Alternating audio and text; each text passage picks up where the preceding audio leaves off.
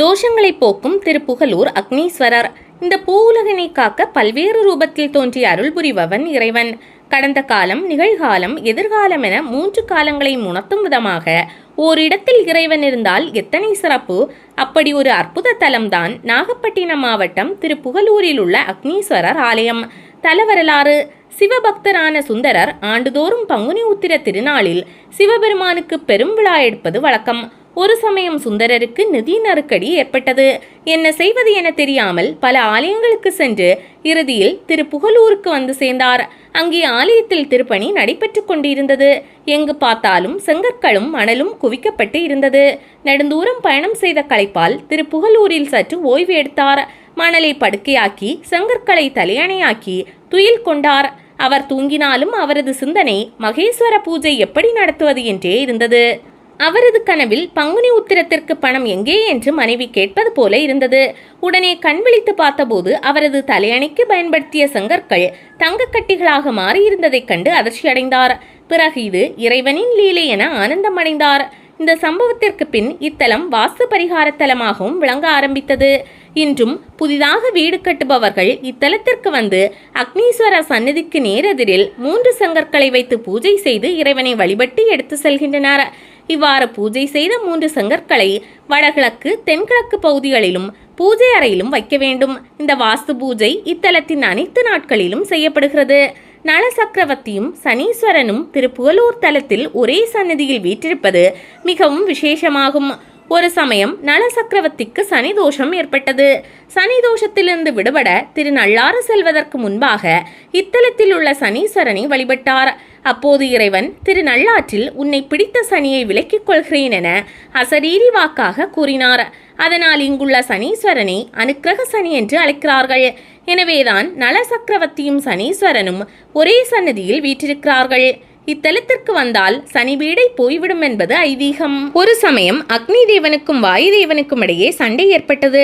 அக்னி தேவன் நானே பெரியவன், என்னை எதிர்த்தால் யாராக இருந்தாலும் சாம்பலாக்கி விடுவேன் என்று தற்பெருமை கொண்டார். இதனை கேட்ட வாயுதேவன், அக்னியே, நீ எவ்வளவு சக்தி படைத்தவனாக இருந்தாலும் நீ என் மகன்தான். பஞ்சபூதங்களின் தோற்றத்தில் என்னிடமிருந்தே நீ தோன்றினாய். ஆதலால் நீ என் ஆற்றலுக்கு முன்னால் ஒளிவாயாக என சாபமிட்டார். தன் சாபம் நீங்க என்ன வழி என தன் குலகுருவாகிய வியாழனிடம் கேட்டார் அக்னி. சோழ நாட்டில் புன்னாகவனத்தில் ஒரு தலம் இருக்கிறது. அங்கு நாற்புறமும் அகழியை தோண்டி அங்கிருந்து சிவபூஜை செய்து வந்தால் எந்த சாபமும் உன்னை பற்றாது என அருளினார். அக்னி பகவானும் அவ்வாறே சிவபெருமானை வழிபட்டு வந்தார். இதனால் மனமிறங்கிய சிவபெருமான் அக்னி தேவனுக்கு காட்சி கொடுத்தார். அக்னி தேவன் சிவபெருமானின் திருவடிகளில் விழுந்து, பெருமானே, நான் எதை தீண்டினாலும் எதை உண்டாலும் என்னுடைய புனிதத்தன்மை கெடாமல் இருக்க வேண்டும். நான் தவம் செய்து உங்களை கண்டது போல மக்களும் வழிபட இத்தலத்திலேயே நீங்கள் இறைவனாக வீற்றிருக்க வேண்டும் என வேண்டினார்.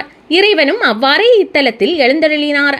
அக்னி தேவனுக்கு அருள் புரிந்ததால் அவர் அக்னீஸ்வரர் என்று அழைக்கப்பட்டார். அக்னி பகவான் அருந்தவம் புரிந்த காலத்தில் இத்தலம் புன்னை மரக்காடாக இருந்த காரணத்தால் புன்னாகவனம் என அழைக்கப்பட்டது. இந்த தலத்தின் தலவிருஷம் புன்னை மரம். இங்குள்ள இறைவன் அக்னீஸ்வரருக்கு அக்னிபுரீசர், சரண்யபுரீசர், புன்னாகவனநாதர், கோணப்பிரான் ஆகிய சிறப்பு பெயர்களும் உண்டு. இத்தலத்து இறைவி கருந்தார் குழலி. அம்மன் தன் பக்தை ஒருத்திக்கு மருத்துவச்சியாக பிரசவம் பார்த்ததாக கூறப்படுகிறது. இன்றளவும் பிரசவத்தால் இப்பகுதியில் இறப்பு இல்லை என்கிறார்கள். பிரார்த்தனைகள்: சாயரட்சி காலத்தில் அம்பாளுக்கு வெள்ளை புடவை சாத்தி வழிபட்டால் எளிதில் திருமண பாக்கியம் பெறுவதாக பக்தர்கள் நம்பிக்கை தெரிவிக்கின்றனர். இத்தலத்தில் நிகழ்காலநாதர் என்னும் வர்த்தமானீஸ்வரர், கடந்த காலநாதர் பூதேஸ்வரர், எதிர்காலநாதர் பவிஷ்யேஸ்வரர் ஆகியோரும் வீற்றிருக்கின்றனர். இவர்களை வழிபட்டால் முற்பிறவியில் ஏற்பட்ட பாவங்கள், தோஷங்கள், நிகழ்காலத்தில் கிடைக்க வேண்டிய நன்மைகள், வருங்காலத்தில் கிடைக்க வேண்டிய அனைத்து செல்வங்களையும் பெற்று நலமுடன் வாழலாம் என்கிறார்கள். திருவாதிரை திருநாளை காண திருவாரூருக்கு வருகை தந்த அப்பர் புகலூருக்கும் வந்தார். அப்போது இத்தலத்தில் தங்கி சில காலம் திருப்பணி மேற்கொண்டார். சித்திரை மாதம் சதய நாளில் அப்பர் பெருமான் ஈசன் திருவடி சேர்ந்தார். ஆதலால் இத்தலத்தில் சித்திரை சதயம் 10 நாட்கள் வெகு சிறப்பாக கொண்டாடப்படுகிறது. வர்த்தமானேஸ்வர சன்னதியில் அம்மையின் பெயர் மனோன்மணி. இவர் சன்னதியின் எதிரில் இவ்வூரில் அவதரித்த முருகநாயனாருக்கு திருவுருவ சிலை உள்ளது. வைகாசி மாதம் பிரம்மோற்சவம் சந்திரசேகரருக்காக கொண்டாடப்படுகிறது. ஆடிப்பெருக்கு அன்று அம்பாள் புறப்பாடு நடைபெறும். நவராத்திரி, விநாயகர் சதுர்த்தி, ஐப்பசி அன்னாபிஷேகம், மார்கழி திருவாதிரை மிக சிறப்பாக நடைபெறும். கோவில் காலை 5:30 மணி முதல் 12 மணி வரையும், மாலை 4:30 மணி முதல் இரவு 9 மணி வரையும் திறந்திருக்கும். பான தீர்த்தம் உருவான கதை. பானாசூரன் என்ற அசுரனின் தாய் சிவன் மீது மிகுந்த பற்று கொண்டவர். பானாசூரன் தனது தாய் வழிபடுவதற்காக தினமும் பூலோகத்திலிருந்து ஒரு லிங்கத்தை பெயர்த்தெடுத்து வருவது வழக்கம். அவ்வாறு ஒரு நாள் புகலூருக்கு வந்து அக்னீஸ்வரரை பெயர்த்தெடுக்க முயன்றார். ஆனால் அவரால் முடியவில்லை. 4 புறமும் அகழி போல குழி தோண்டி லிங்கத்தை தூக்கி பார்த்தார். அப்போது மூர்த்தியின் அடித்தளத்தை அவரால் கண்டுபிடிக்க முடியவில்லை. பின்பு தான் செய்த குற்றத்தை பொறுத்து அருளும்படி இறைவனிடம் பானாசூரன் மனமுருக வேண்டினார். மேலும் தான் தோண்டிய பள்ளத்தில் தேங்கிய நீர் நோய் தீர்க்கும் தீர்த்தமாக விளங்க வேண்டும் என வேண்டினார். அதன்படி இந்த தீர்த்தம் பான தீர்த்தம் என்றும், அக்னி பகவான் இதில் நீராடி இறைவனை பூஜித்ததால் அக்னி தீர்த்தம் என்றும் அழைக்கப்படுகிறது. திருப்புகலூர் பெயர் காரணம். சூரபத்மனுடைய தங்கியாகிய அயமுகி என்பவளுக்கு வல்லவன், வாதாபி என்ற 2 மகன்கள் இருந்தனர். இவர்கள் குலகுருவான சுக்ராச்சாரியாரிடம் உபதேசம் கேட்டு தேவர்களை கொல்லும் வரத்தினை பெற்றனர். அவர்களுக்கு பயந்த தேவர்கள் இத்தலத்தில் அடைக்கலம் புகுந்ததால் இவ்வூருக்கு புகலூர் என்ற பெயர் உண்டாயிற்று. பின்பு திரு என்னும் அடைமொழியை சேர்த்து திருப்புகலூர் என அழைக்கப்படுகிறது. இப்பகுதியை சரண்யபுரம் என்றும் அழைப்பார். அமைவிடம். நாகப்பட்டினம் மாவட்டம் நன்னிலம் அருகே திருப்புகலூர் உள்ளது.